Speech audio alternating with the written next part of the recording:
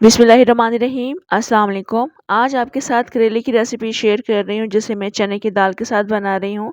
बहुत मज़े की ये रेसिपी बनती है और करेले कड़वे भी बिल्कुल नहीं बनते हैं। आज आपके साथ इस रेसिपी में कुछ टिप्स भी शेयर करूँगी जिसकी वजह से आपके करेले भी कड़वे नहीं बनेंगे, बहुत ज़्यादा लज़ीज़ बनकर ये तैयार होंगे। तो आपने रेसिपी मुकम्मल देखनी है, अच्छी लगे लाइक ज़रूर करना है। तो चलें मज़ेदार से दाल चना करेले बनाना शुरू करते हैं।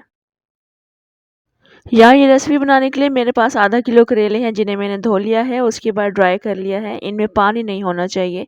बस अब हमने इनको साफ़ करना है। तो साफ़ करने के लिए हमने सिर्फ इनका ऊपर से ये डंडी हटानी है, नीचे से भी इसको साफ़ कर लेंगे इस तरह से। और कुछ भी हमने इसमें पील नहीं करना होता। दरमियान से इसको मैंने कट लगा दिया है ताकि मैं इसके बीज निकाल सकूँ। अगर इसमें बीज हैं तो आप निकाल दीजिएगा, अगर इस तरह से है यानी कम बीज हैं या बहुत कम इसमें गूदा है अंदर, तो आप इसको मत निकालिएगा। तो अब हम इसको काटना शुरू करेंगे। पतले पतले स्लाइसेस काटेंगे, मोटे स्लाइसेस आपने नहीं काटने हैं। तो बारीक स्लाइसेस काट लेंगे। इसके तमाम करेले मैं इस तरह से रेडी कर लूँगी। करेले मैंने तमाम काट लिए हैं। अब हम इनको फ्राई करना शुरू करेंगे। आपके करेले कड़वे क्यों बनते हैं? क्योंकि आप इसमें नमक लगा कर रखते हैं, उसके बाद आप इसको पानी से धो लेते हैं। दूसरा तरीका ये है कि बहुत से लोग इसको इसी कंडीशन में फ्रीज़र में रख लेते हैं और फ्रीज़ करने के बाद या तो फ्राई करते हैं या फिर इसको डायरेक्ट पकाते हैं। तीसरा तरीका ये है कि बहुत से लोग इसको डायरेक्ट पकाना शुरू कर देते हैं या फिर इसको बॉयल करते हैं, उसके बाद या तो फ्राई करते हैं या फिर कुक करना शुरू कर देते हैं।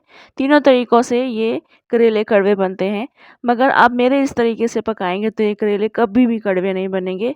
तो मैं इनको डायरेक्टली ऑयल में ऐड करूँगी, इनको फ्राई करूँगी। ऑयल मैंने थोड़ा सा ही ऐड किया, तकरीबन 1/4 कप के बराबर। इसमें हम ये करेले डालेंगे, इसको फ्राई करना शुरू करेंगे। करेले की सब्ज़ी बनाते वक्त बस आपने एक बात ध्यान में रखनी है, इस सब्ज़ी पर आपने पानी नहीं लगाना। जैसे ही पानी लगता है ये सब्ज़ी कड़वी होना शुरू हो जाती है। चाहे आप इसको नमक लगाकर वॉश करें, फ्रीज़र में रखें या फिर पानी में बॉयल करने के बाद बनाएं। तो ये जो तरीका है ये सबसे बेस्ट है और बहुत ज़्यादा यूज़फुल है। आपने इसी तरीके से बनाना है। 99% मेरी गारंटी है, बिल्कुल भी ये सब्ज़ी कड़वी नहीं बनेगी। बस आपको जस्ट इतना फ़ील होगा कि आप करेले खा रहे हैं। तो यहाँ पर देखिए थोड़ा-थोड़ा करके ये मैं इस सब्ज़ी को फ्राई कर रही हूँ, इनकी साइड्स भी चेंज कर रही हूँ और उनको फैलाकर रख रही हूँ कढ़ाई में। बस जैसे ही इनकी ऐसी कंडीशन हो जाएगी, थोड़ी-सी ये हरी नज़र आएँगी, थोड़ी-सी ये पक जाती हैं, तो बस आपने इनको यहाँ से निकाल लेना है। इससे ज़्यादा आप कलर देंगे तो वो जलने की तरफ चली जाएगी और सब्ज़ी बिल्कुल अच्छी नहीं बनेगी। तो बस इस हालत में आपने इसको यहाँ से निकालना है।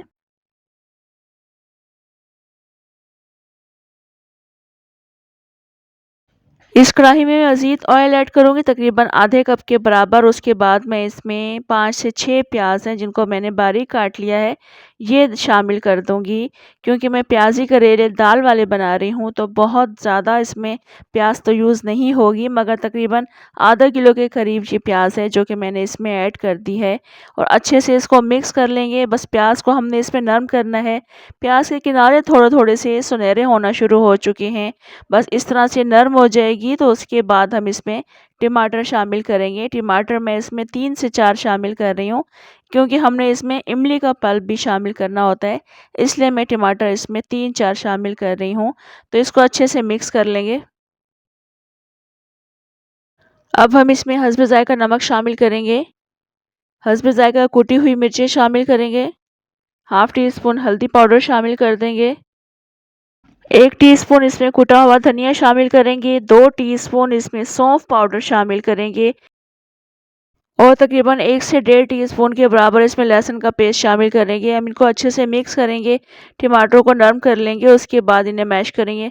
कवर करके रख देंगे इसको 2 से 3 मिनट के लिए। इस वक्त टमाटर नरम हो चुके हैं, पहले इन्हें मैश कर लेंगे।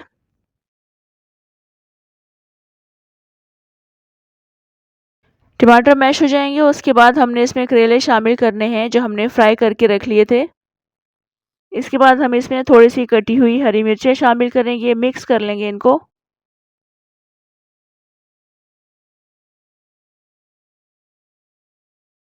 इसके बाद हम इसमें बॉयल की हुई चने की दाल शामिल कर देंगे। ये 125 ग्राम्स दाल है और इसको मैंने कंप्लीट बॉयल किया है और बॉयल करते वक्त मैंने इसमें नमक भी शामिल नहीं किया था। तो ये डाल देंगे। उसके बाद हमने इसमें 3 से 4 टेबल स्पून के बराबर इमली का पल्प शामिल करना है। इन सबको अच्छे तरीके से मिक्स करके बिल्कुल मध्यम आँच पर इसको कवर करके रखेंगे तकरीबन 10 से 12 मिनट के लिए, क्योंकि इमली का पानी इसमें मौजूद है, टमाटरों का पानी भी ड्राई नहीं हुआ था और करेले जितने ज़्यादा देर तक पकते रहते हैं हल्की आँच पर उतने ही ज़्यादा लज़ीज़ बनते हैं।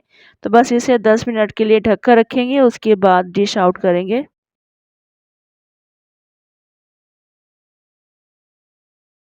करेलों को मैंने हल्की आंच पर रख दिया था तकरीबन 12 से 15 मिनट के लिए। आप देख सकते हैं इसका तमाम पानी ड्राई हो चुका है। बहुत ज़बरदस्त ये सब्ज़ी बन चुकी है और लज़ीज़ तरीन सब्ज़ी इसको मैं कहूँगी ये बनती है। और इसमें जो मैंने सौंफ का पाउडर शामिल किया था, आप इसे एक्स्ट्रा स्पाइस समझकर स्किप मत कीजिएगा, क्योंकि इसी से इस करेले का टेस्ट आता है। और करेलों की सब्ज़ी में सौंफ ज़रूर शामिल की जाती है, अगर आप लोग नहीं करते हैं तो इस तरह से आप बनाकर देखिएगा, यकीन जाने आपको मज़ा आ जाएगा और बहुत ज़बरदस्त ये आपको करेले की सब्ज़ी लगेगी। और मेरे इसी तरीके से आपने ज़रूर बनाना है, फ्राई करके बनाना है, करेले कड़वे भी नहीं बनेंगे, बहुत मज़े की सब्ज़ी बनती है। ज़रूर ट्राई कीजिएगा, कमेंट, लाइक और शेयर भी ज़रूर कीजिएगा। मुझे दें इजाज़त, इंशाल्लाह दोबारा आऊँगी एक और अच्छी सी रेसिपी के साथ। अल्लाह हाफ़िज़।